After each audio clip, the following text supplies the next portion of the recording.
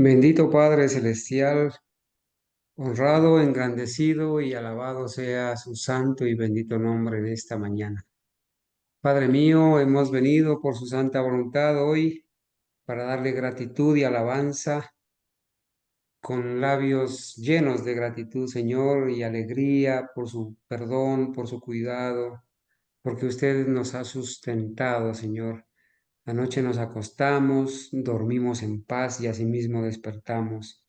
Gracias porque ha traído a nuestro pensamiento el deseo de alabarle en este santo día.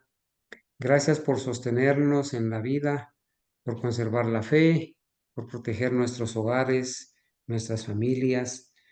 En esta mañana, Señor, queremos suplicar humildemente el perdón de nuestros pecados también y decirle, Padre mío, que queremos que sea el Señor Jesús pastoreándonos, sustentándonos, sosteniéndonos. Él ha prometido estar con nosotros en medio de las dificultades, de las pruebas, de la angustia. Padre, gracias porque ese camino que nosotros estamos recorriendo ahora, ya usted lo recorrió estando en nuestra naturaleza caída. Ya usted, Señor, nos comprende, nos entiende, por eso es nuestro modelo, nuestro ejemplo, nuestro ayudador. Padre mío, gracias porque usted nos lleva en su corazón, porque usted nos conoce como la palma de su mano, porque nos ha esculpido, nos ha escondido en su mano poderosa, nos ha guiado, nos ha protegido durante todo este tiempo, nos ha libertado de la esclavitud, Señor. Padre, gracias por las fuerzas que nos da, la salud restaurada en mis amados hermanos, porque usted nos ha dejado, Señor, esos sencillos remedios que con su poder nos recuperan en la salud, en la debilidad. Padre mío, hoy queremos tomar del alimento espiritual, queremos decirle, Señor, que estamos con nuestro corazón llenos de alegría porque sabemos que usted en todo momento ha estado con nosotros, hasta aquí nos ha acompañado. Queremos suplicar, Padre mío, en esta mañana por cada uno de mis hermanos aquí presentes, los que están conectados a través de la sala de Zoom, los que estarán estudiando y escuchando esta clase de escuela sabática a través del YouTube. Igualmente, donde quiera que estén, bendíceles en Portugal, en España, en México, en Perú, en Argentina, en Colombia, en Estados Unidos, en Chile, en Uruguay, en Bolivia, en Brasil. Señor mío, gracias porque hay muchas personas alrededor de todo el mundo que usted tiene buscándolas para convertirlas en verdaderos adoradores, para que se unan con nosotros en espíritu y en verdad en la adoración, que podamos ser deleitados en este día a través de la escuela sabática, del tema que también vamos a presentar. Que Señor usted nos dé la fuerza para seguir adelante, la fortaleza, el ánimo, el consuelo, de manera especial que bendiga a la hermanita Argenis, abrácela, Señor, anímela, fortalézcala, dele la seguridad, Señor, que usted está dirigiendo el asunto, que sus manos tiernas están en el timón, que usted está sustentando y sosteniendo la vida de su señora madre hasta cuando sea su voluntad. Padre mío, oramos por ella para que no le permita, Señor, un sufrimiento prolongado, que no le permita, Señor, una enfermedad larga, postrada. Le ruego, Padre mío, que se acuerde de su sierva, que se acuerde de todo lo que ella ha hecho en favor de su obra, que tenga compasión, que extienda su gracia, su misericordia, que Señor usted pueda permitirle, si es su voluntad, lo mejor para ella. Fortalezca a la familia, a los hermanos que están acá, bendígales, por favor, perdone nuestros pecados y ayúdenos, Señor, a seguir adelante, que en este santo día no sea un sábado más, sino que sea un sábado especial que sea un día especial, Señor, para adorarle, para agradecerle, para honrarle y para espaciarnos en las Sagradas Escrituras. Padre mío, gracias por conservarnos la vida, por restaurar la salud en los hermanos y gracias por su cuidado y protección. Oramos, Señor, pidiendo una bendición para esta escuela sabática. Pedimos, Señor, que bendiga a nuestros hermanos. En el nombre de Jesús. Amén. Amén. Amén. Amén. Amén. Amén.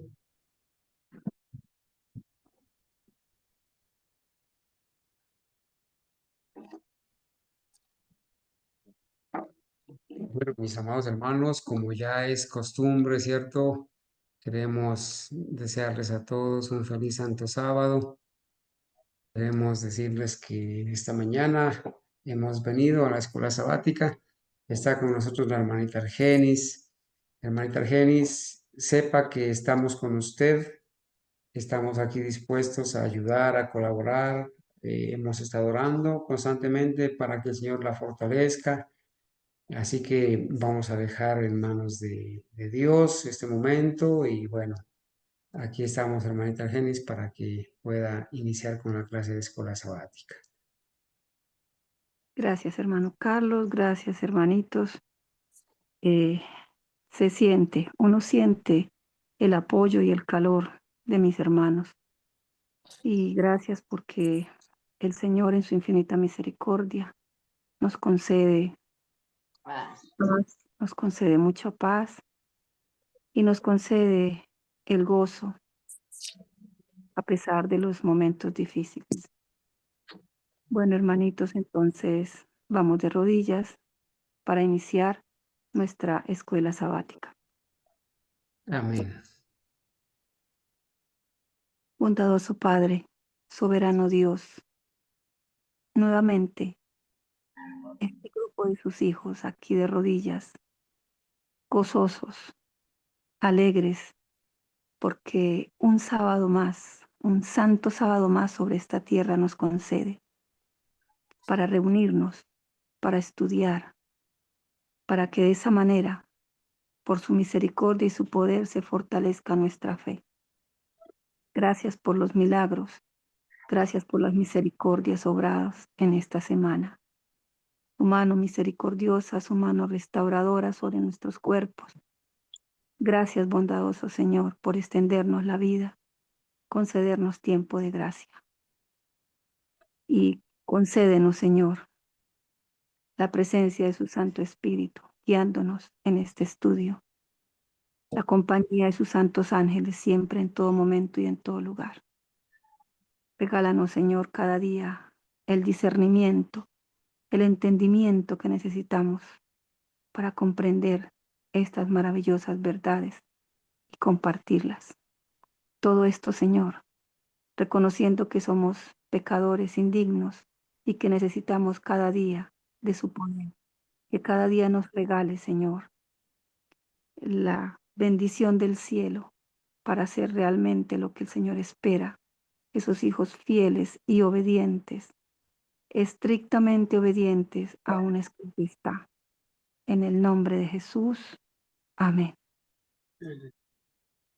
Amén. Amén. Amén.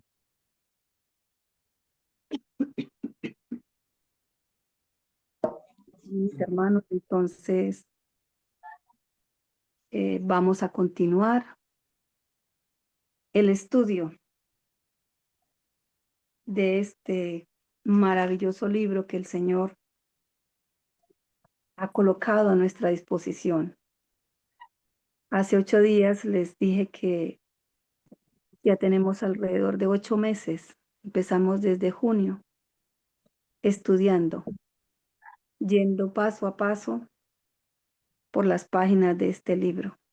La palabra se hizo carne. 100 años de cristología en el Adventismo séptimo día. Iniciamos este recorrido que el autor, el pastor Ralph Larson, empezó desde 1852 y llegaremos a 1952.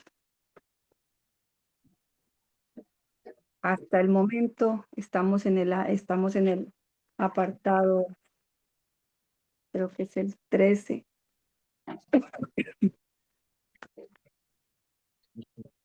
Mira, estamos en el capítulo 13, sí, 1916-1952, el último brillo de claridad y unidad.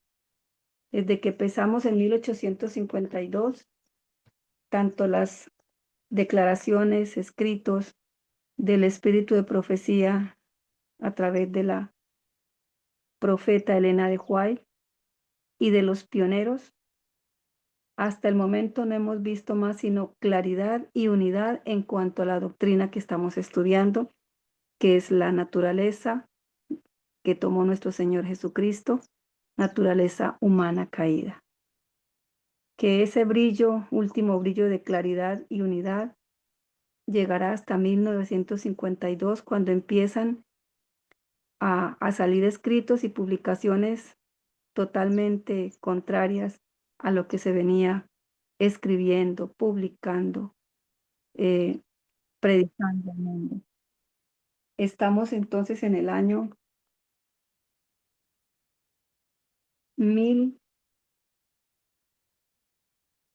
1800, a ver, quedamos en la página.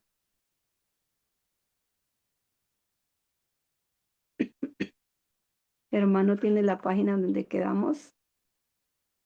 Creo que es en la página.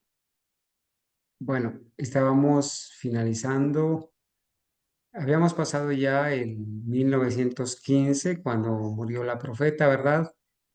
Y Sí, empezamos 1916 hasta el 52, el último brillo de claridad. En este tiempo avanzamos en la clase pasada, 1924. 26. Sí, Avanzamos todo. exactamente. Vamos por aquí Ok. en 1926. 25 está aquí presentado y estamos en 1926, que básicamente fue lo que estudiamos. Vamos ahora a iniciar 1927 para la ¿Mm? gloria de Dios.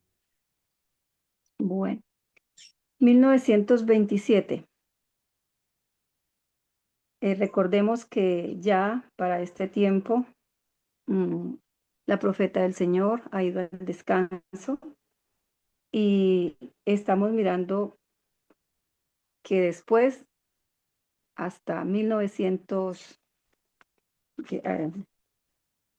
como un tercio de siglo, dice al inicio de este capítulo 3, alrededor de unos 36 años después de la muerte de Elena de White, se siguió escribiendo, imprimiendo, publicando eh, la misma claridad y unidad en cuanto a la doctrina y la naturaleza humana de nuestro Señor Jesucristo.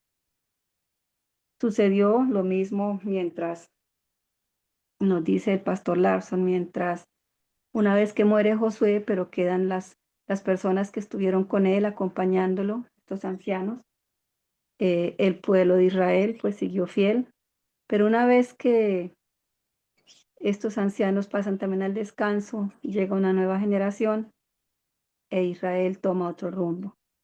Y así ha sucedido exactamente con el pueblo adventista. Después de que los últimos pioneros ya fueron al descanso, eh, empieza una nueva generación a hacer todo lo que han venido haciendo, que ha sido tema de estudio nuestro en este canal,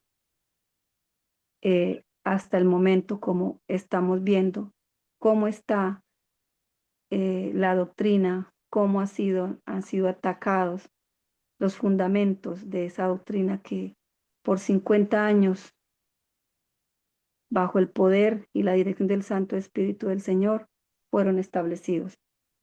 Entonces, en 1927, dice I.H. Evans en Signos de los Tiempos, Cristo se degradó para tomar sobre sí mismo la naturaleza humana, para que él pudiese alcanzar a la raza caída y levantarla. Cuando dice Cristo se degradó, es decir, Se humilló para, voluntariamente lo hizo para descender hasta nuestra naturaleza humana caída, para alcanzar a esa raza caída y levantarla. Cristo tomó sobre sí mismo nuestra naturaleza pecaminosa. Van Til, Signos de los Tiempos, dice: oh bendita victoria conseguida así en carne humana. Oh bendita victoria conseguida así en carne humana, victoria sobre el pecado. Fue forjada en carne como la nuestra, no como lo afirman, que fue forjada o que esta victoria fue obtenida en una carne diferente a la nuestra. Como hombre, dice Gilson, en Signos de los Tiempos australianos, como hombre, él vivió una vida perfecta, soportando bajo condiciones exactamente similares cada experiencia a través de las cuales tiene que pasar la familia humana. Son palabras muy claras que no permiten que haya un brillo de confusión o que sea motivo de tener pensamientos divergentes. Él vivió una vida perfecta, pero ¿cómo? Soportando bajo condiciones exactamente similares a las nuestras, a las que tiene que pasar la familia humana.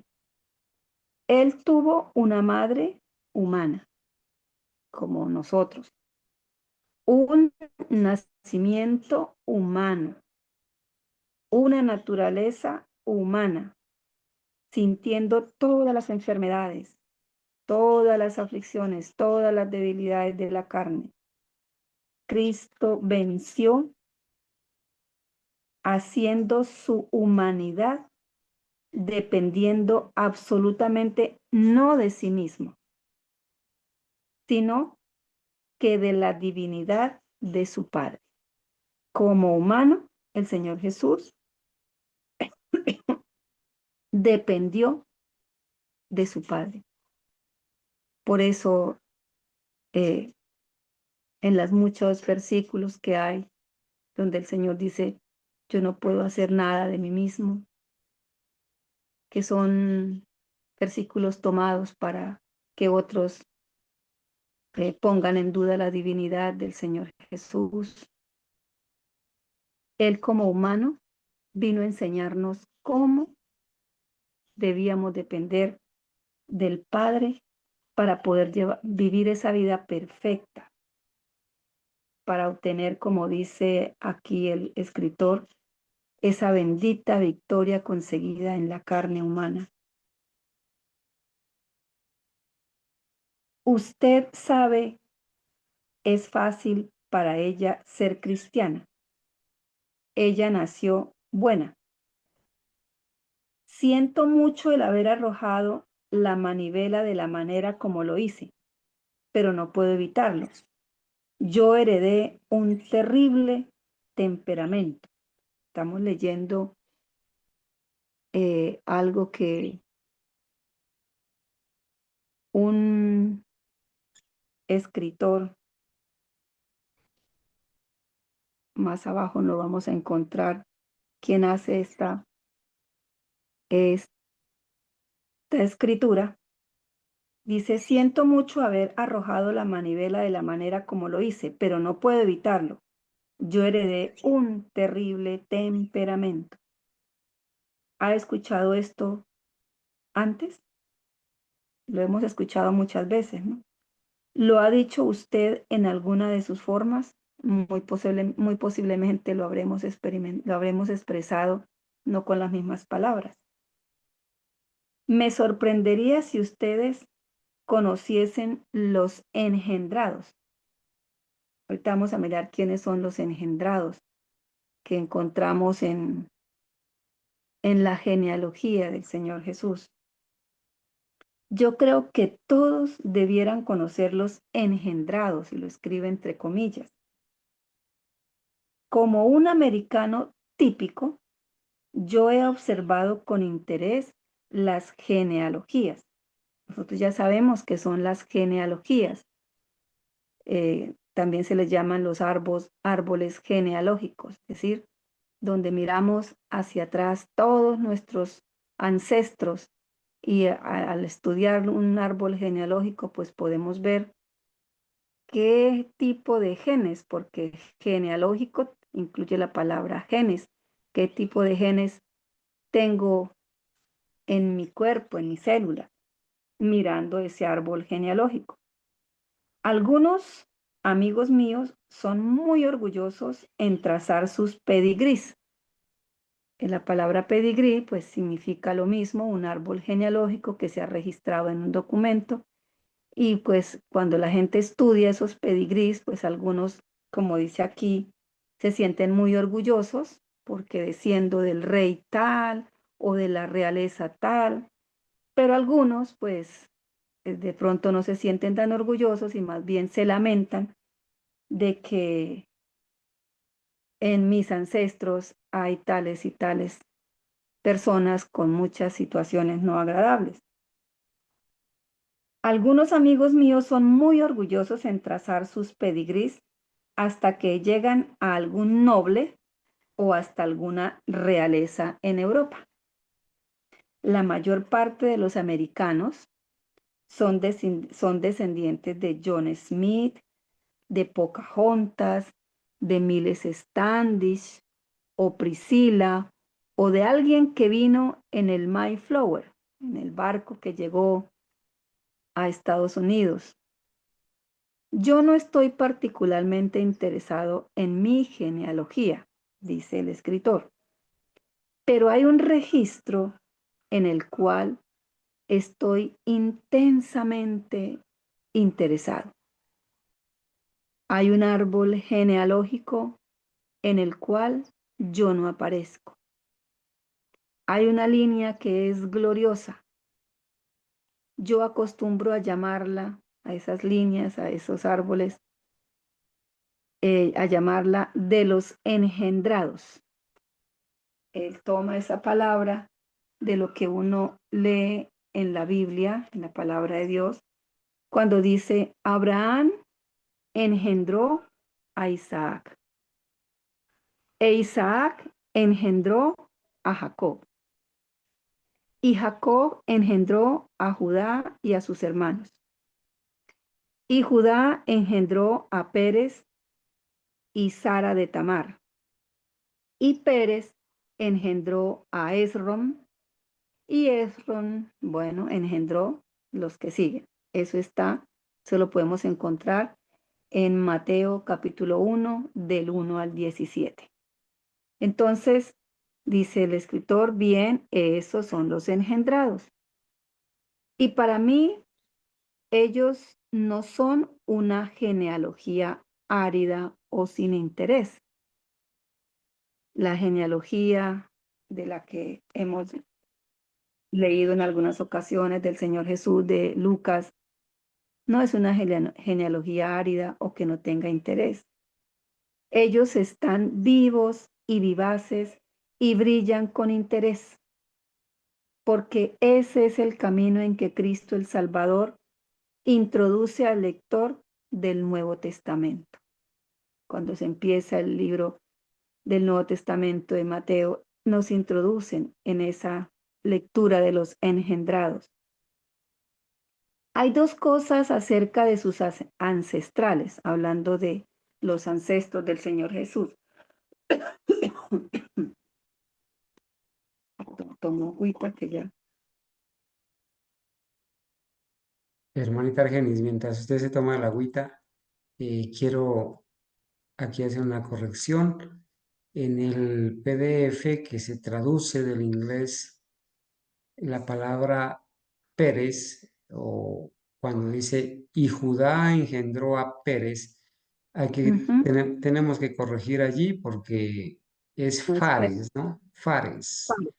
Fares. Sí, Mateo 1 del 1 al 17, en el versículo 3, dice, Judá engendró de Tamar a Fares, con ese, Mm, Fares, bueno. y a Sara, con Z, como está ahí, Sara de Tamar, ¿no? Fares a Esrom.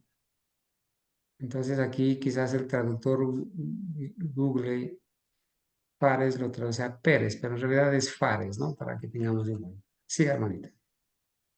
Bueno, dice, hay dos cosas acerca de sus ancestrales que según están reveladas por los engendrados, son muy interesantes y muy notables.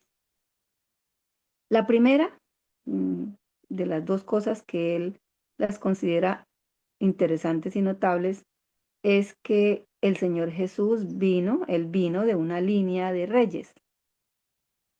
Está el rey David, ¿no? Y la segunda, que él vino de una línea de criminales. Hemos leído todas las de los ancestros que están registrados en Lucas y hay una cantidad de reyes gobernantes que, en fin, en definitiva dicen, hicieron lo malo ante los ojos de Jehová y fueron capaces hasta de pasar a sus hijos por el fuego. Entonces dice, el segundo aspecto es que él viene de una línea de criminales. Un poeta escribió en un verso de sátira, mi anciana pero vil sangre se ha arrastrado a través de canallas desde el diluvio. Es una sátira, utiliza para hablar de la sangre, pues algo que es muy antiguo y que se ha arrastrado, es decir, ha venido fluyendo a través de todos estos ancestros desde el diluvio. Eso fue verdad de Jesús. Nosotros no adoramos el Cristo de hoy porque Él tenía sangre real en sus venas. Los reyes han sido desde el comienzo como un todo, un grupo no muy respetable. Si pudiéramos coger cada uno de los reyes, de los que gobernaron al pueblo de Israel, veríamos una interminable lista de cosas no muy respetables. Y me parece que una lección de los engendrados es la verdad de que aún en la más alta genealogía no existe ningún justo, ni siquiera uno. Así lo dice la palabra, no hay ni siquiera un justo, todos hemos pecado. Veamos por un momento este pedigrí, que quiere decir lo mismo, árbol genealógico. Y empieza. En ese pedigrí, en ese árbol genealógico, está Jacob. ¿Cómo se le llama a Jacob? El suplantador. ¿Qué hizo Jacob? Porque él quería la primogenitura. Mintió, suplantó. Que está Judá, cuyo hijo nació de una mujer impura. Está Rahab, la prostituta de Jericó. Está Ruth, una mujer pagana de Moab. Existió David, cuyo hijo y descendencia fue engendrada por una mujer cuyo marido, él mismo, el rey David, mandó a matar para que pudiese quedarse con su mujer. En esa genealogía, en ese pedigrí, está también Rehoboam, Abijah, Asaías, Jehoram, Amón, Joaquín, Jehoacim y Sedequías, de quien se dice reiteradamente que hizo lo malo a la vista del Señor. También existe en esa genealogía Acaz, el líder de la apostasía. También está el débil y el cruel Manasés, que hizo pasar a su hijo por el fuego. Sí, Jesús vino de una línea de pecadores. ¿Qué dice o qué escribe después de todo esto de mirar esas dos líneas que están contempladas en la genealogía del Señor? Una línea real, una línea de reyes, pero también una en donde hay criminales, apóstatas, donde no hay un solo justo. Entonces nos dice el escritor, y yo estoy agradecido por eso. Y yo estoy agradecido por eso. ¿Por qué? Porque me ayuda a entender cómo Él pudo ser tocado con los sentimientos de todas mis enfermedades. Hermanos, porque esto nos ayuda a entender cómo Él pudo ser tocado con los sentimientos de todas nuestras enfermedades. Él vino donde yo estaba. Él se paró en mi lugar. En sus venas estaba incubada una mancha hereditaria, como un león enjaulado que trata de quebrarla y destruirla. Esa naturaleza con la que tenemos que guerrear como si fuera un león enjaulado que trata de quebrarnos y destruirnos. Por 4000 años la raza se venía deteriorando. En el momento en que el Señor Jesús toma esa naturaleza humana caída, 4000 años de pecado habían hecho una gran mella en la naturaleza humana. La venían deteriorando en fuerza física, en poder mental y en valor moral. ¿Cómo vemos nosotros ahora, casi 2000 años después, una naturaleza, una raza muy disminuida físicamente, muy disminuida en poder mental y en valor moral? Y por eso a veces nos preguntamos el porqué de muchas cosas. Pues ahí está la razón. Y Cristo tomó sobre sí las enfermedades de la humanidad en su peor estado. Solamente así podía Él rescatar al hombre de las profundidades más bajas de su degradación. Y luego en el deseado de todas las gentes, página 92, dice el espíritu de profecía. Si en algún sentido tuviésemos que soportar nosotros un conflicto más duro que el que Cristo tuvo que soportar, Él no podría socorrernos si no nos hubiera tocado o alcanzado en el punto donde estaba la humanidad. Él no podría socorrernos, no podría entendernos si no hubiese pasado por esa experiencia que Él pasó. Pero nuestro Salvador tomó la humanidad con todo su pasivo. Esa palabra pasivo es utilizada en las operaciones contables y me alcanzo a acordar que hay dos columnas, pasivo y activo, de que el pasivo son las obligaciones, son las deudas que una empresa debe pagar en el futuro, pero que esas deudas son originadas como consecuencia de sucesos pasados.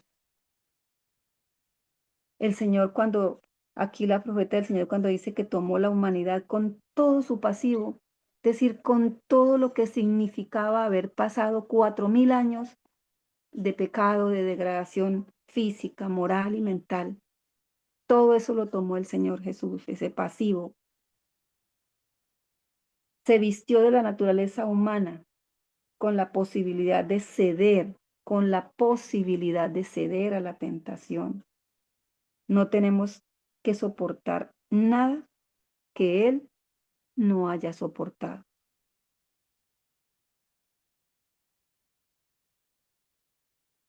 Hasta aquí, hermanos, o hermano Carlos, algún aporte, alguna reflexión, alguna inquietud.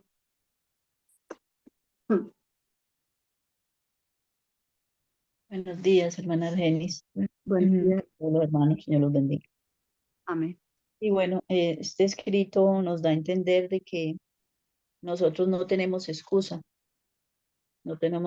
porque Cristo soportó todo lo mismo que nosotros debemos de soportar. Entonces, no tenemos ninguna excusa para seguir en nuestros pecados. O quizás, como leímos un escrito anterior, donde pone un ejemplo de alguien que tiró algo en un arrebato de rabia, ¿cierto? De ira. No, es que yo tengo este carácter porque yo lo heredé de mis padres. Eso fue porque mi papá y mi mamá eran de carácter muy fuertes, o uno de ellos era de carácter muy fuerte, entonces yo heredé este carácter, ¿sí? Vemos la genealogía de Cristo mirando sus antepasados. Cristo pudo haber dicho, sí, yo heredé el carácter de David, de Salomón, de Roboam, de Manasés. No. Y además de eso, sumándole también en la ciudad donde se crió Jesús, los amiguitos que tenía desde niños, los amigos que tenía en su juventud, en su adolescencia, ¿sí? Y, y él podía haber dicho, no, es que yo me crié en una ciudad muy malvada, ¿cierto? Y es imposible vencer. No, no tenemos ninguna excusa. Cristo tuvo todas esas desventajas. Y entonces, como nosotros siempre decimos, Cristo será nuestro mayor ejemplo. Que nos propongamos cada día a no decir, no, es que yo tengo el carácter de mi madre o el de mi padre. No, es que es en el ambiente donde yo vivo, que por eso es que yo soy así. No, no hay ninguna excusa para ninguno. Gracias, hermano. Gracias, hermana Ángela. Así es. Hermana Dice, Argenis, sí, señor. permítame, hermanita, es en estos momentos cuando leemos estas frases, cuando meditamos en lo que el Señor Jesucristo hizo al tomar nuestro lugar. Es en estos momentos cuando nuestro corazón se llena de gratitud, de alabanza, al reconocer a ese Cristo lleno de bondad, de compasión, a ese Cristo humano que vino al lugar donde yo estaba y estando en mi naturaleza venció para poderme salvar.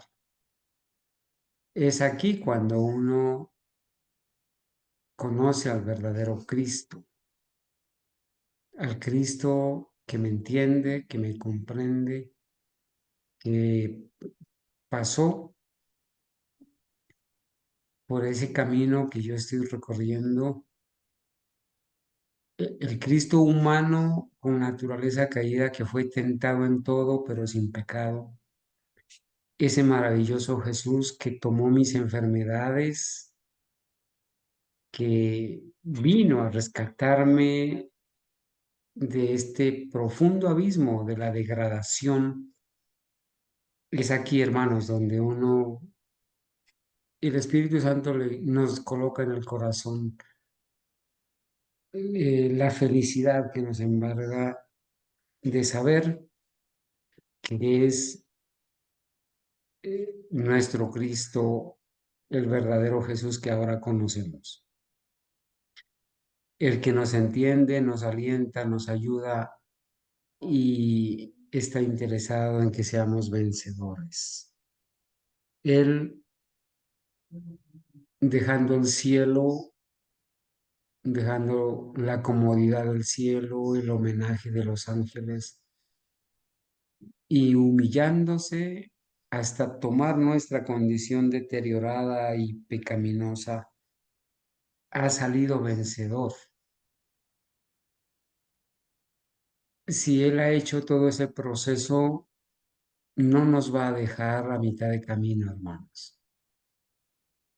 Él Amén. ha prometido estar con nosotros cada día y aunque hemos tropezado y hemos caído y nos hemos golpeado y vuelto a caer, el Señor no va a dejar su obra que empezó en nosotros a mitad de camino. Esa es la promesa. Así Amén. que si llevamos 8 meses estudiando a ese verdadero Cristo, hermanos, ni aun la eternidad bastará para conocer todo lo que ha sido el Señor, lo que ha hecho, lo que no está revelado en las Escrituras, pero que lo ha hecho para nuestra salvación eterna. Por eso nos gozamos y estos momentos de la escuela sabática donde meditamos en estas lecturas, cómo nos alientan, cómo nos ayudan y qué momento tan oportuno para darle gracias al Señor por su maravilloso amor, hermanita. Gracias, hermanita, adelante. Amén, hermano Carlos. Y luego continúa diciendo, es bueno saber esto. Es bueno saber todo lo que hemos venido estudiando y especialmente en esta mañana. Volver a repasar esa genealogía y con palabras fuertes, porque es muy fuerte, eh, donde dice que uno de los aspectos que a él le llama la atención es que en esa línea de la que viene el Señor Jesús es una línea de criminales. Pero dice, es bueno saber esto. Vamos a ver, saber qué más y por qué. Él, el Hijo de Dios, se hizo el Hijo del Hombre. Eso lo sabemos. Para que yo, un hijo de hombre, pudiese ser un hijo de Dios. Él se hizo como yo soy, para que yo pudiese ser como Él es. Él compartió mi naturaleza humana para que yo pudiese participar de su naturaleza divina. Y llegamos a ser participantes de esa naturaleza divina cuando nuestro carácter, por su misericordia, por su poder, sea transformado. En cada tentación que nos asalta, es bueno saber que justamente esa tentación en toda su fuerza abrumadora lo atacó a él, lo atacó a él, lo atacó a él, lo atacó a él, donde por herencia él era más débil. Lo atacó de diferentes maneras y diferentes tiempos. Y que con las mismas tendencias hacia el mal, a pesar de la mala sangre, refiriéndose a sus ancestros, a pesar de la mala sangre y de los medios heredados por el mismo poder al cual yo tengo acceso. Por nuestras venas también puede estar corriendo una mala sangre, es decir, genes que quizás nosotros no sabemos que han hecho nuestros antepasados. Pero eso no es, como decía nuestra hermana Ángela, excusa. No, ya no podemos excusarnos. Yo no tengo la culpa porque es que yo heredé tales y tales cosas. Él nos ha dado ese poder, ese mismo acceso nos lo da para vencer. Él venció por mí. Entonces, mucho cuidado con esto. Él venció por mí, ya él guardó la ley por mí, él obedeció por mí, entonces yo no tengo nada que hacer, ¿cierto? Que es lo que uno escucha decir por ahí. Pues no, nosotros tenemos que hacer exactamente, llegar a hacer exactamente lo que Él hizo, obtener esa victoria, y ya no solos, sino con el poder y su presencia en nosotros. Él venció por mí. Él me ofrece su victoria para mí mismo, un regalo libre. Nos ofrece ese mismo regalo. Y así en todas estas cosas, yo soy más que vencedor a través de Él que me ama. Somos vencedores a través de Él, que nos ama profundo, infinitamente. Por eso dice el apóstol, donde abunda el pecado, la gracia abunda mucho más. Eso lo escribió Wilcox en Signos de los Tiempos, en el año 1927. Pasamos a la página 96, en donde nuevamente nos recuerda algo que ya hemos estudiado, la doctrina católica romana de que María, la madre de Jesús, fue sin pecado, y por eso la llaman la Inmaculada Concepción. Es una negación, esa doctrina es una negación de la posibilidad de que Él fuese tentado en todos los puntos, así como lo somos nosotros, como lo expresa el apóstol en el libro de los Hebreos.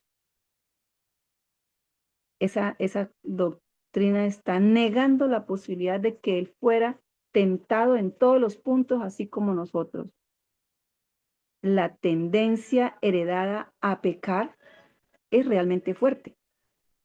La madre del hombre Cristo Jesús heredó la imagen y semejanza de sus ancestrales. Ella fue hecha, o ella nació en carne pecaminosa, fue hecha en carne pecaminosa o nació en carne pecaminosa. Y Cristo, como su hijo, heredó esa naturaleza humana. Esto lo escribe Howard James, Review and Herald, del mismo año. Para que María, la madre del hombre Cristo, no la madre de Dios, sino la madre de Jesús como hombre, pudiera heredarle a ese hijo su naturaleza, pues eso se hizo a través de su material genético, de los genes.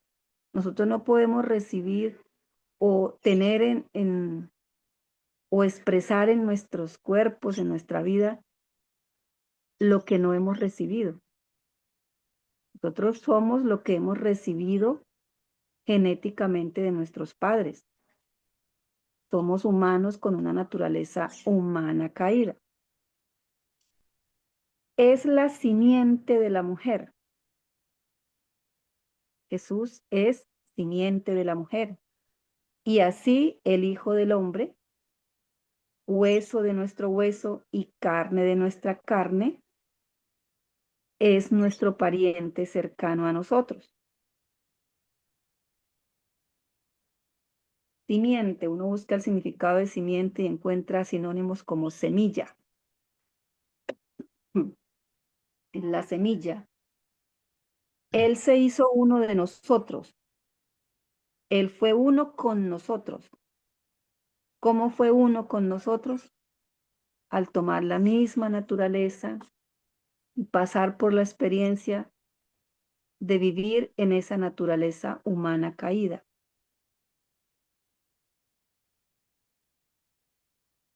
El pecado no tiene excusa, ya que ha sido vencido en carne pecaminosa. Ha sido vencido por Jesús en carne pecaminosa. Entonces ya no hay excusa para decir, es que yo heredé, es que yo tengo sangre de tal, es que yo ya no puedo. Serán siempre excusas, pero el pecado no tiene excusa. El pecado no tiene excusa ya que ha sido vencido por Jesús en carne pecaminosa, en nuestra misma carne. Pero tomando sobre sí, o en otras palabras, siendo él mismo hecho carne, carne humana, con todas sus debilidades y venciendo el pecado en la carne, Jesús condenó al pecado al refutar totalmente y al destruir totalmente su única posibilidad de justificación. ¿Cómo podríamos entonces nosotros justificar el pecado? ¿Qué es lo que están haciendo los que están enseñando esta falsa doctrina? Y por eso dicen, no podremos dejar de pecar, sino hasta cuando el Señor Jesús venga y nos transforme el carácter. Cuando el Señor Jesús no viene a transformar carácter. Entonces, Hermanita Argenis, en ese sentido, para responder a su pregunta, ¿qué es lo que están haciendo los que están justificando el pecado, los que están enseñando? Lo que están haciendo es dando permiso para pecar, entregando una licencia para poder seguir pecando, con la excusa de que nacieron pecadores y que heredaron el pecado y que esa es su naturaleza y que no pueden dejar de pecar hasta que Cristo venga y los transforme. Recibir permiso, licencia para seguir pecando. Hermanita Argenis, se me ocurre, están no sé, excusando el pecado. sí, excusando el pecado y enseñando a pecar. Eso es lo que están haciendo, enseñando a pecar, desoyendo las exigencias de la ley de Dios, pisoteando la ley de Dios y enseñando a pecar y siendo permisivos con el pecado. Hermana Argenis, si usted me permite, yo quisiera hacer una pregunta a los hermanos. Hablando de este texto que tengo aquí resaltado en rojo, donde se habla de María, la madre de Jesús, que fue sin pecado, que fue inmaculada, según dicen ellos. A mí se me ocurre preguntarles a los hermanos, si alguna vez usted escribiera un libro acerca de María, ¿qué título le colocaría? No sé, hermanos, pero de un tiempo para acá estoy teniendo la idea de escribir un libro.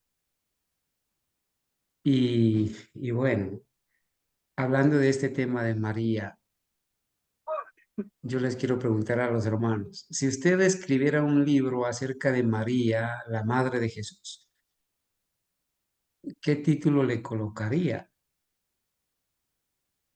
No sé si algún hermano quisiera arriesgarse y pensar en dar ese título a ese libro, ¿verdad?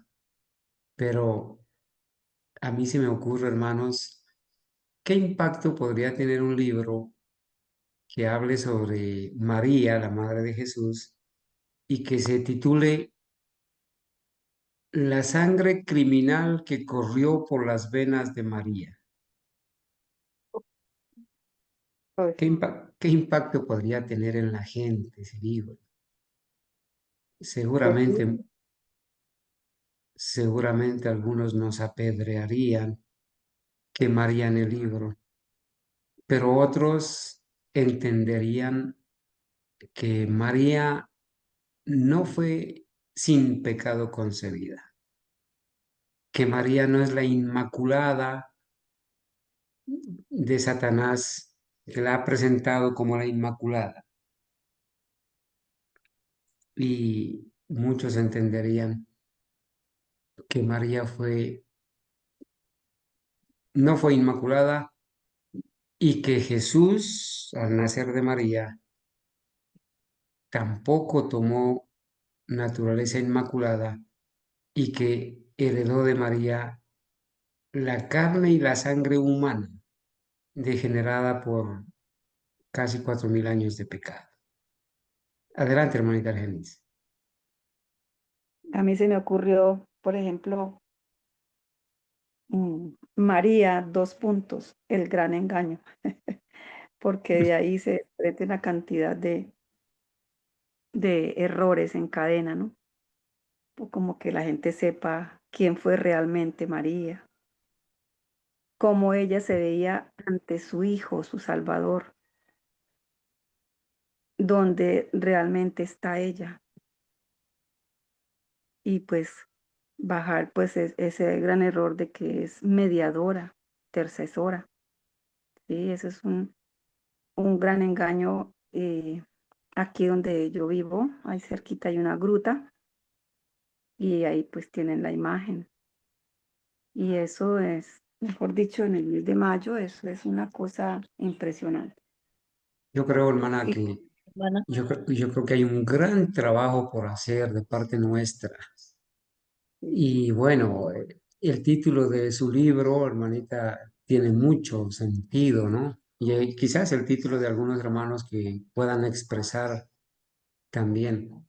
En Estados Unidos, hermana Argenis y hermanos, el Papa Francisco, a través de sus dignatarios católicos, han empezado una campaña, yo les estuve presentando esto el sábado pasado, donde se han propuesto establecer 100.000 lugares de adoración, de entronización de María, 100.000 en Estados Unidos.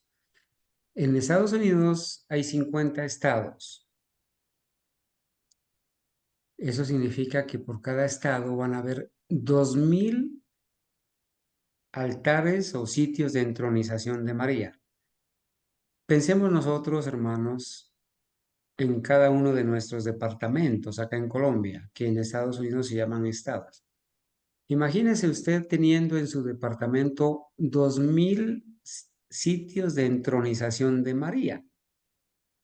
Entonces, esto dice muchísimo del cumplimiento de la profecía, donde el espiritismo se une al poder romano para hacer su última obra de engaño con los dos errores capitales, el de la inmortalidad del alma de María como inmaculada, que está viva como intercesora, y también la santidad del domingo. A esto nos estamos enfrentando y nosotros tenemos acá en Colombia, que es un país casi 100% católico, y en ese departamento donde nosotros vivimos, eso es una fiebre, una locura el asunto de María. Y tenemos un desafío, hermanos. Así que ojalá que hubieran algunos hermanos protestantes y reformadores que se animaran a escribir algún libro sobre María, la Madre de Jesús, para enseñarle la verdad a la gente. Adelante, hermanita. hermana Ángela, ¿iba a hablar? Sí, hermana, yo le pondría como título María como humana tenía naturaleza caída. Ese era el título que yo le colocaría al libro. Gracias, hermano. Gracias, hermana Excelente, Ángela. hermanita Genis. Muchas gracias por compartirnos su pensamiento. Bueno, entonces Jesús tomó un cuerpo humano y una personalidad lo mismo que nosotros, ¿sí? Una personalidad humana lo mismo que nosotros. Solamente allí en la cruz el Salvador pudo conseguir aquella unión con los hombres caídos que era necesaria para que fuese su sustituto y redentor. Hemos hablado de que si el Señor Jesús no hubiese tomado nuestra misma carne, nuestra misma sangre, nuestra misma naturaleza, no podría ser nuestro sustituto, nuestro redentor. No podría entendernos, no podría haber sido tocado por nuestros sentimientos, nuestras enfermedades. La graciosa condescendencia de Cristo en unir su divinidad con nuestra pobre y caída humanidad es difícil de entender. Por eso nos decía nuestro hermano Carlos, llevamos 8 meses estudiando y hemos aprendido pasitos, vamos paso a paso, pero habrá muchas cosas que ni en la eternidad las podemos entender, podemos comprender, y esta es una de ellas, cómo su divinidad fue unida a esta pobre humanidad caída. Jesús vino a la tierra como un pequeño bebé, identificándose así él mismo con la humanidad pecaminosa.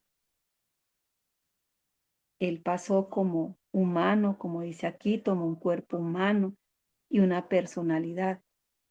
Como bebé, pasó por las etapas que todo bebé en esta tierra pasa, de ser un infante de casa, y muchas veces nosotros o nuestros hijos han pasado por hogares donde no han tenido la presión que tuvo el Señor Jesús como niño, como adolescente, en su casa. Acordémonos que él tenía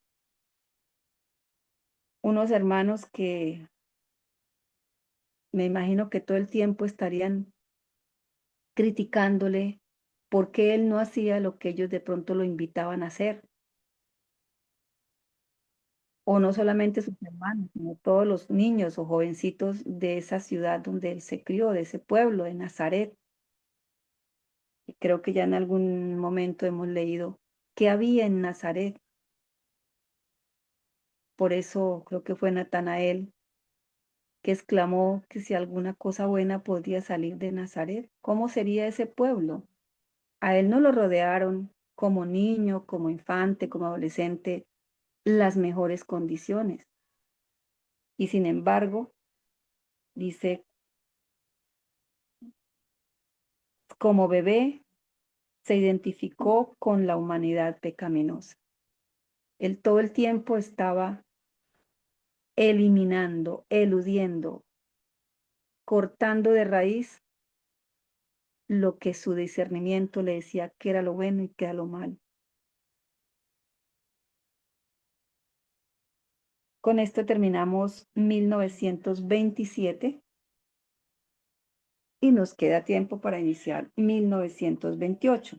En una cita que ya la leímos de Elena de White, aquí la mencionan de Signos de los Tiempos de 1928. Ella dice, habría sido casi una infinita humillación para el Hijo de Dios el tomar la naturaleza humana, aun cuando Adán permaneció en su inocencia en el Edén.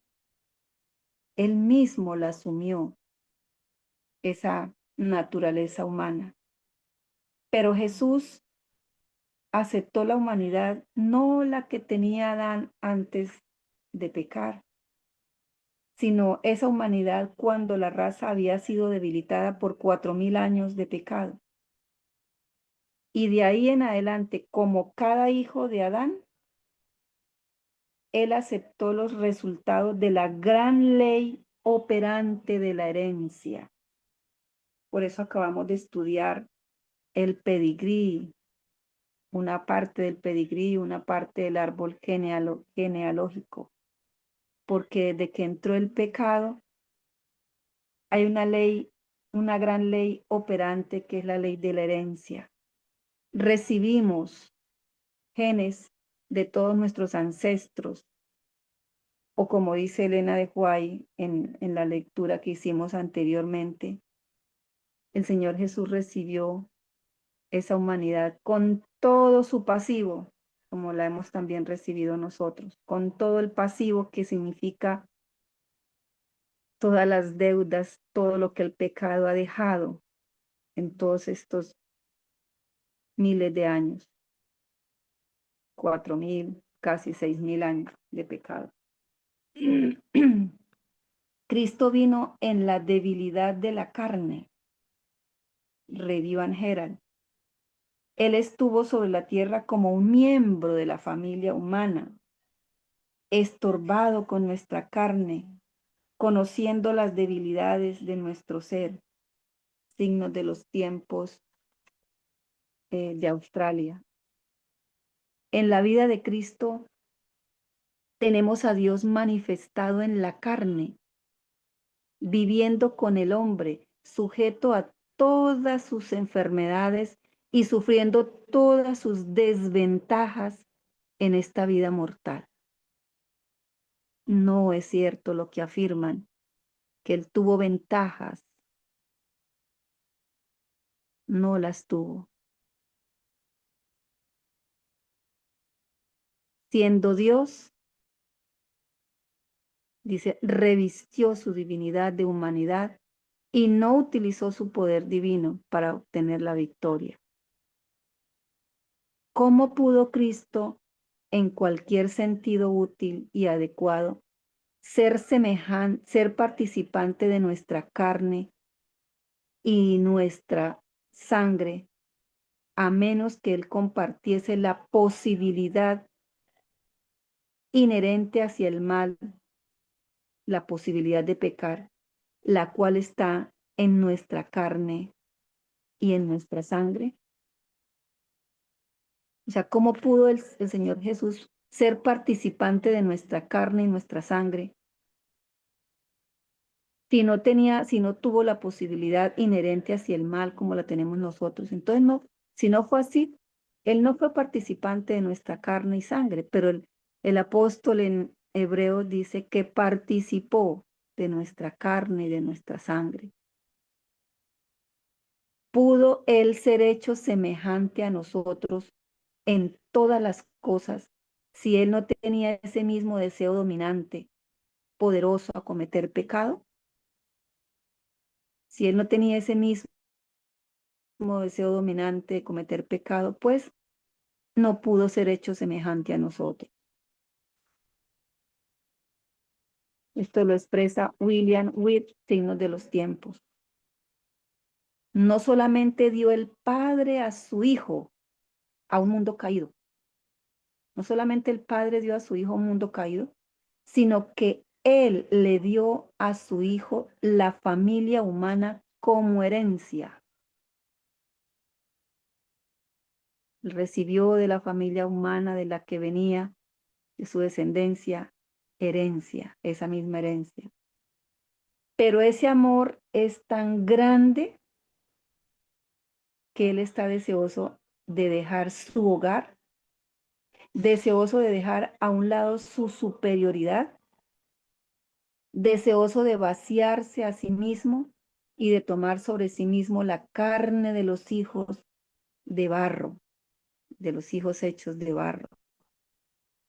Él nació como niño de carne en el pesebre de Belén. Él tiene que venir, él tuvo que venir a un mundo poluido, un mundo contaminado, eso significa poluido, un mundo contaminado por el pecado.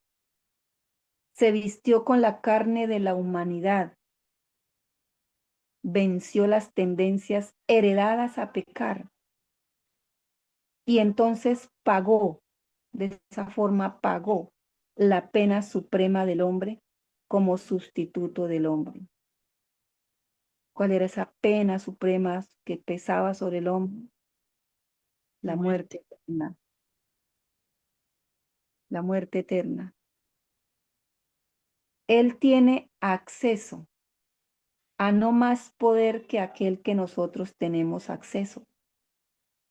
¿Por qué? Porque Él fue hecho en semejanza de carne, en semejanza de hombre. Fue participante de la misma carne y sangre.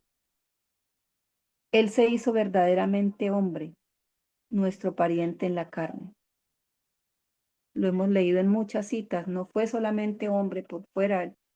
Él fue realmente hombre. No se hizo semejante en la forma. Fue realmente hombre.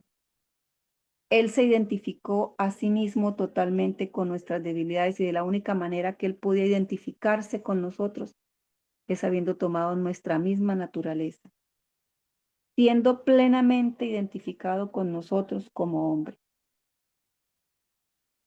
Llegamos a una parte que es también muy interesante, como todo lo que estamos estudiando, tener muy claro, porque ya nos han hecho preguntas y nos han sacado objeciones como esta. Dice, Dios no nos condena por haber sido hechos en iniquidad. Eso lo están enseñando. Nosotros estamos condenados por haber sido hechos en iniquidad. Dios no nos condena por haber nacido con propensiones al pecado, pero eso es lo que están enseñando. Dice, esta declaración ha sido incluida aquí, la que acabamos de leer, porque ofrece una visión de cómo estos escritores entienden todavía las palabras de David en el Salmo 51 y las palabras usadas por Elena de White sobre pasiones y propensiones. Ya nosotros tenemos claro, gracias a Dios, qué quiere decir en el Salmo 51.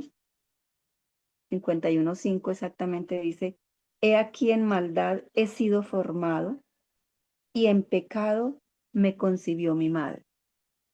Entonces hagamos en los minutos que nos quedan una retroalimentación de esta objeción que colocan los defensores de esta corriente errónea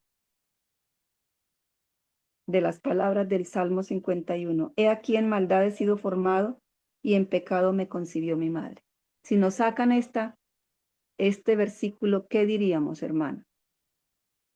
¿Cómo le explicaríamos a las personas que eso no está significando que como he nacido pecador y fui concebido en pecado, entonces estamos condenados? O indirectamente Dios nos está condenando por eso. Bueno, los hermanos tienen que opinar, ¿verdad? Porque yo creo que Hermano, con estos 8 meses que hemos avanzado, creo que tenemos suficiente criterio ya para la gloria de Dios de poder responder. Entonces, la pregunta es, cuando nos compartan esta cita del pastor Luis Guerra, que dice, Dios no nos condena por haber sido hechos en iniquidad, dando pues a malentender que hemos nacido en pecado, ¿verdad? Y por haber nacido con propensiones al pecado. ¿Qué contestaríamos? Adelante, hermano Jairo. sí, hermano, pues ya con lo que hemos estudiado, pues tenemos que entender que cuando dice, he aquí en maldad he sido formado y en pecado Me concibió. me concibió mi madre, ¿no? O Ujú. sea, como ella tenía una descendencia caída, pues nosotros también nacemos con esa descendencia caída. Pero no quiere decir lo mismo que dice que Cristo tomó una descendencia pecaminosa, ¿no? La descendencia pecaminosa no quiere decir que está pecando, sino que tiene una descendencia eh, con caída, caída, entonces por eso está propenso a pecar, pero no es que desde que nació pecador. Gracias, hermano Jairo. ¿Otro hermano o hermana? ¿Cómo le explicaría a esa persona? Sí, hermana, pues el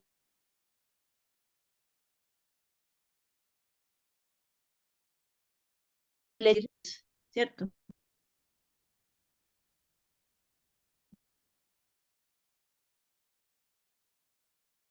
Que hace bebés pecadores, ¿sí? Entonces, eso es la naturaleza caída, a lo que se refería el rey David, ¿sí? En esa naturaleza caída que él fue creado, pero no es que él haya nacido un pecador. Además, pues la madre y el padre tenían naturalezas caídas. también, era el pecado de ellos o la naturaleza caída que ellos tenían, él la heredó también. Entonces hay que ser muy claros en que tener una naturaleza caída no nos hace pecadores, porque entonces podríamos, por eso fue que a Cristo la Iglesia Católica le quitó la naturaleza caída, porque para ellos tener naturaleza caída, eso implicaba que nacemos pecadores y por eso viene el bautismo de los bebés y hay así una cadena grande de errores que se inventó la Iglesia Católica. Entonces, poner a Cristo a tener una naturaleza caída para ellos o para Agustín, él concluyó de que entonces Cristo nació siendo un pecador y no, imposible. Entonces, por eso fue que le cambiaron su naturaleza a una inmaculada, ¿sí? Entonces, ese fue el gran engaño católico y no solo ese, sino que fue una cadena de errores que se tuvieron que inventar luego. Gracias, hermano. Gracias, hermana Ángela. ¿Alguien más? Bueno, entonces Dios no nos condena por haber sido hechos sin iniquidad, en iniquidad. La palabra del Señor dice que justo no hay ni uno. Todos somos pecadores. La mamá de David, como decía la hermana Ángela, el padre de David, pecadores, que transmitimos a nuestros hijos naturalezas humanas caídas. Eso se transmite, eso sí se hereda, mas no el pecado, porque acordémonos que hay que ponerle muy claro a las personas qué dice la Biblia, qué dice la palabra de Dios, de qué es pecado. No se nace con pecado, ¿por qué? No se nace pecador, ¿por qué? Porque el pecado es la transgresión de la ley y para yo transgredir la ley, debo ser ya una persona consciente y haber conocido qué es lo bueno y qué es lo malo, qué es lo que me indica la ley. Pero como ellos también metieron la mano, metieron todo para decir que esa definición no es tan completa. A mí nunca se me olvidará el día que hicimos ese estudio con el hermano Carlos en este canal, de atreverse a decir, pues, que es un atrevimiento, que la definición juanina del apóstol Juan es muy superficial. Entonces, las palabras del Espíritu Santo inspiradas al apóstol Juan, muy superficiales. Y que entonces ellos dan otras definiciones y también se atreven a clasificar el pecado, como si clasificar el pecado lo pudiéramos hacer por colores, de colores más fuertes hasta los más leves. Y ahí en ese libro que el hermano nos compartió, está esa lista de pecados, unos suaves, otros rosaditos, unos más duros, otros más blandos, bueno, en fin. Entonces, hasta allá llegaron para poder seguir sustentando sus falsas doctrinas, sus graves errores. Dios no nos condena por haber sido hechos sin iniquidad. No heredamos el pecado, heredamos la tendencia, heredamos lo que más adelante vamos a repasar, que son esas pasiones y propensiones naturales, biológicas. Dios no nos condena por haber sido hechos sin iniquidad. Tampoco no nos condena por haber nacido con propensiones al pecado. Y entonces acá el escritor dice que incluye esta declaración para que miremos cómo estos escritores entendían las palabras del Salmo 51, cómo los de ahora que están pregonando estos errores entienden estas palabras del Salmo 51 y también malinterpretan y forzan los escritos de la profeta del Señor cuando ella usa las palabras propensiones y pasiones. Acordémonos, hermanos, que eso lo estudiamos al inicio del libro, del estudio de este libro, que todos nacemos con propensiones o pasiones naturales, biológicas, que esas propensiones y pasiones naturales, biológicas, nosotros las debemos controlar. Por ejemplo, una propensión natural, biológica, es el apetito. No es malo que nazcamos con un apetito y que nos gusten las cosas buenas. Nosotros por la ayuda y la misericordia del Señor nos gustan las cosas saludables, que de pronto para otras personas no son tan agradables al apetito. Y entonces cuando ese apetito no se controla, entonces ya las pasiones y propensiones pasan de ser las biológicas naturales a pasiones o propensiones no santificadas. Podemos llegar a tener un apetito no santificado, un apetito pervertido, y ya eso es pecado. Entonces, esa mala interpretación ha llevado a que las palabras que la profeta del Señor escribió en la carta Baker, pues hayan sido forzados para mostrar que ella misma se llegó a contradecir, ¿sí? Entonces debemos tener muy claro la distinción que hay entre propensiones naturales y propensiones malas, no santificadas, corruptas, pervertidas. Ellos forzaron a Elena de White a que se contradiga a sí mismo al ignorar el hecho de que ella usó estas palabras, propensiones y pasiones, de dos maneras diferentes, es decir, para indicar las naturales o biológicas y las que ya las llamamos no santificadas, corruptas o pervertidas, que esas no se deben controlar. Uno no puede decir voy a controlar el apetito, o voy a controlar el egoísmo a medias, ¿no? Para no ser del todo egoísta, sino un poquito egoísta. No, esas propensiones no son de controlar, son de eliminar. Y esas no estuvieron en el Señor Jesús porque Él no las permitió. Al controlar las naturales y biológicas, no se permite a las propensiones malas, corruptas, que se manifiesten. Por eso Él no pecó. Entonces, cuando la hermana Elena de White escribe en la carta Baker que ni por un instante hubo en él una mala propensión, es como si ellos estuvieran leyendo que ella hubiera dicho que en él no había ni siquiera propensiones naturales. Y entonces sacan la conclusión de que ella creía que Jesús tomó la naturaleza no caída de Adán, cuando nosotros sabemos que después del estudio que hasta donde hemos llevado, no sé si ya habremos completado las 400 citas del Espíritu de Profecía y casi 800 citas de los pioneros, en donde no hay más sino unidad en cuanto a la naturaleza humana caída de nuestro Señor Jesucristo. Entonces, por eso aquí entre paréntesis nos vuelven a recordar el cuidado que debemos tener con la interpretación del Salmo 51, versículo 5, y el uso de las palabras propensiones y pasiones que la profeta del Señor utilizó en la carta Baker. Hermanita Bueno, hermano, Argenis, ¿sí? solamente un comentario cortico.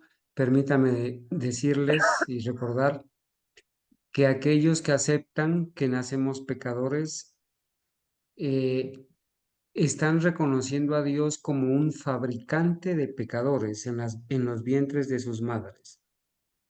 Le están diciendo a Dios que Él es el que crea a los pecadores desde Es el el vientre de culpable. sus madres y están cuestionando a Dios porque si al final el Señor va a destruir a los pecadores, estarían cuestionando y diciendo, bueno, ¿cómo es Él es- posible que Dios vaya a destruir a los pecadores si Él mismo los creó pecadores en el vientre de sus madres?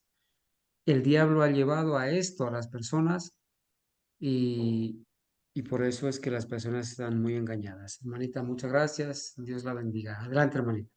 Y fuera de eso, pues decir también entonces, y toda la vida en esta tierra nos estuvo exigiendo santidad, cuando Él nos hizo así. Entonces, muchas gracias, hermanos,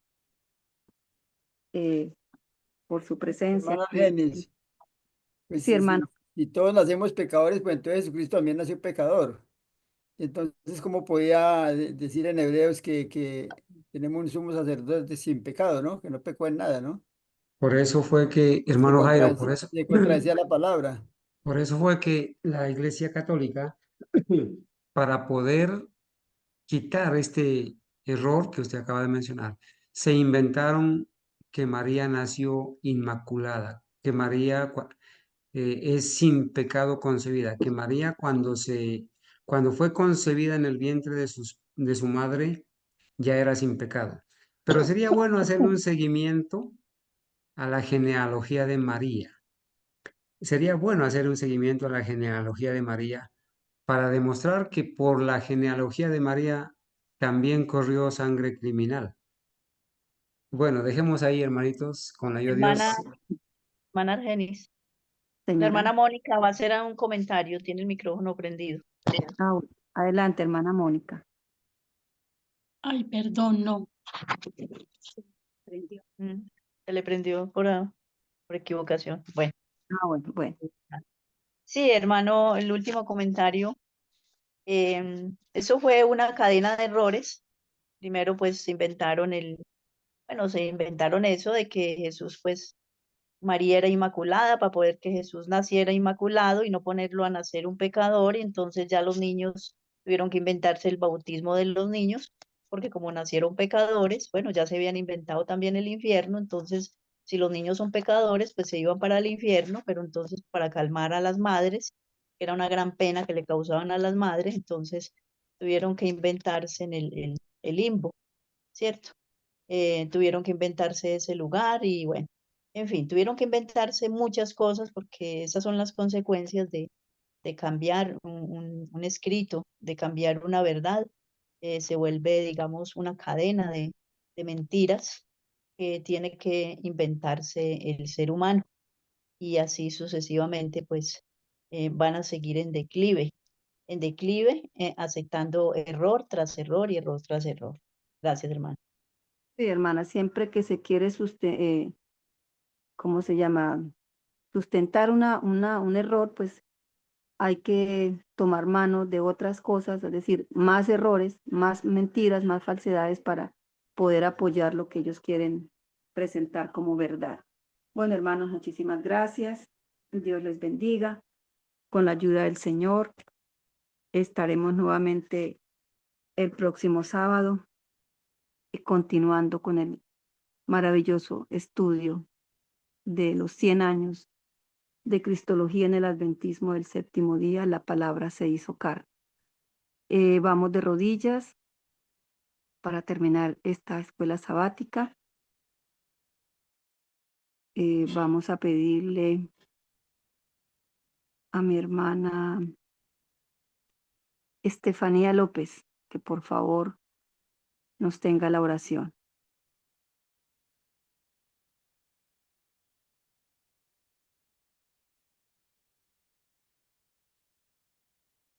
O si no, a la hermana Jimena o a la hermana Valentina. Bueno, aquí está mi esposa. eh, Ella entonces va a tener la oración. Si Estefanía está por allí, háganos saber, por favor, para que ella también pueda orar. Adelante. Oremos, mis hermanos. Bendito Padre Celestial, solo a ti te debemos la honra, la gloria, la alabanza, Señor. Amén. Solo tú eres santo, solo tú eres nuestro Creador y único Dios. Te damos las gracias por permitirnos reunirnos, Señor, estudiar tu palabra, conocer más de ti. Permite, Señor, que lo que hemos escuchado y aprendido en esta escuela sabática se quede en nuestras mentes y esto dé fruto, Señor, para que podamos compartir con otras personas que aún no te conocen y poderlas traer a tus pies, Señor. Te pido una bendición, Señor, para cada uno de mis hermanos y para aquellas personas que van a escuchar este estudio, Señor, que les des el discernimiento, la sabiduría, para entender lo que se ha estudiado esta mañana, que el Espíritu Santo obre en sus corazones y puedan seguirte a ti, mi Señor. Esto te lo Amén. pedimos y te lo rogamos en el nombre de nuestro Señor Jesucristo. Amén. Amén. Amén. Amén. Amén.